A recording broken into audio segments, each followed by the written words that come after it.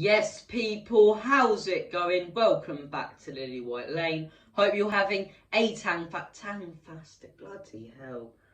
Bloody tangfastic. What? Anyway, hope you're having a fantastic, not a bloody tangfast. This isn't bloody Haribo's YouTube channel, it's the Spurs channel. So I hope you're having a fantastic Jubilee weekend, as I say. I hope you're having a smashing time with your family and friends.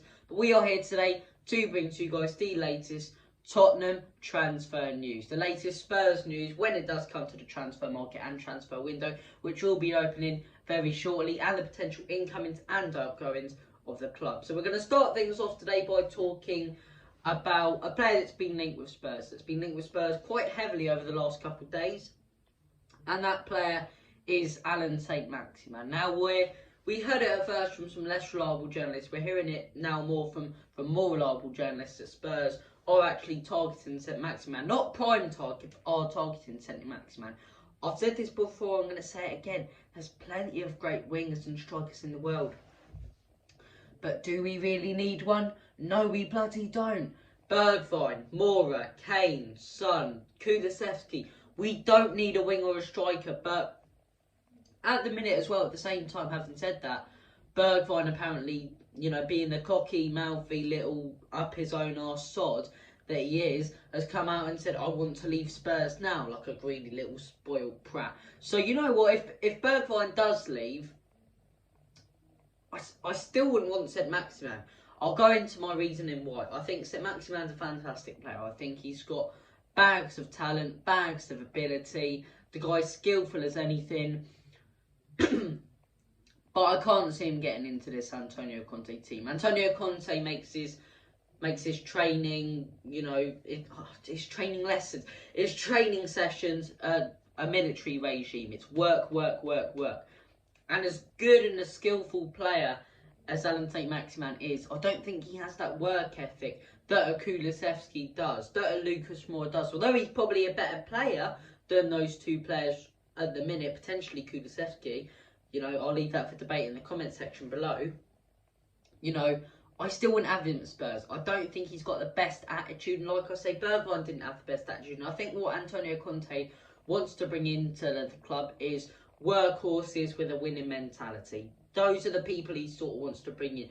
The Bremers of this world, the Kulusevskis, the Bentancurs, the Perisic's, born winners, people who have experience, who have talent, people for the now, people for next season, not for the future.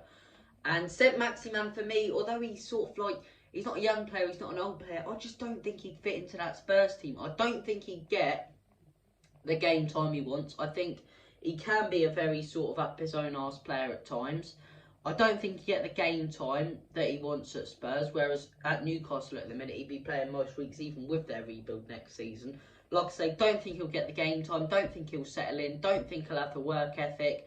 I just don't think he really fits into this Conte team. We saw it before with Tunky and Ndombele, great player, fantastic skill set, no work ethic. Now I'm sure bloody Alan St. Maximan has a better work ethic. For crying out loud, Gianluigi Buffon, who's 44 right now, has a better work ethic than Tunky and Ndombele. Bob from down the road at Sunday League has a better bloody work ethic than Ndombele. But look, St. Maximan for me, no, I wouldn't have him at Spurs. But look, give me your reasoning in the comment section down below. I'd love to hear your guys' opinions on St. Maximan. Would you like him at Spurs? Do you think he'd fit in as a replacement for Bergwijn? Do you think he'd get into our first team? Let me know in the comment section down below. And we will move on to our next rumour, to our next link, which is Djed Spence. We've been linked with this guy before. We've been linked with him now again, but much more heavily. And we're hearing that Antonio Conte, Djed Spence is one of his main prime targets this summer, and will do anything to get the guy. I think this transfer is going to be tougher now because Forest have come up to the Prem. They're going to be demanding a lot more money. They're going to be spending big money because they won the playoffs, richest game in football, and they're going to be bringing in loads of new players. And I see Forest doing what Brentford did this season and getting a mid-table finish and being a real decent team. Great managers, some great players. Djed Spence, one of their best players. Now, I think you look at Spurs as a Forest player, you probably still would, although they've come up to the Prem and they're going in the right direction, you still choose Spurs because it's Champions League football, it's top 6 action, it's one of the best and biggest teams in the world. But like I say, them coming to the Premier League means they're going to demand a lot more for him. They know he's a prized asset. They know a lot of clubs want him. And when a lot of clubs are after one player, they're going to keep raising and raising and raising the transfer budget because they know someone will pay it. You know, 20 million, we're going to raise that to 40 million, a couple clubs drop out. We're going to raise that to 60 million, a couple clubs drop out. Raise it to 80 million, probably only one or two remain.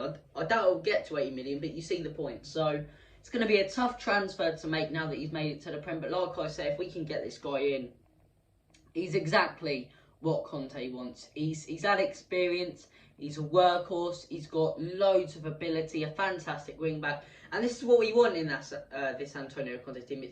It's what we've been really lacking. People say a centre back should be our prime target. Yeah, I'd love a centre back, and I think we could do with a new one. But Davies and Dyer and Romero did a smashing job last season, where we conceded goals and made mistakes, or our left wing back and our right wing back. And if we can change Emerson Royale and Ryan Sessegnon into Perisic and Djed Spence, I think we can really make a push next season potentially for the title. Those are the two positions we said coming in this transfer window. We need a new left wing back. Sessegnon isn't too confident on the ball and Reguilon's constantly injured. And we need a new right wing back because Royale's not very good. Let's be honest about it. So, Djed Spence, he's young, you know, he's got loads of time left. And even if he doesn't have that much experience, he'll get lifted by the winners such as Perisic, such as Romero, such as Kane's son, these older players.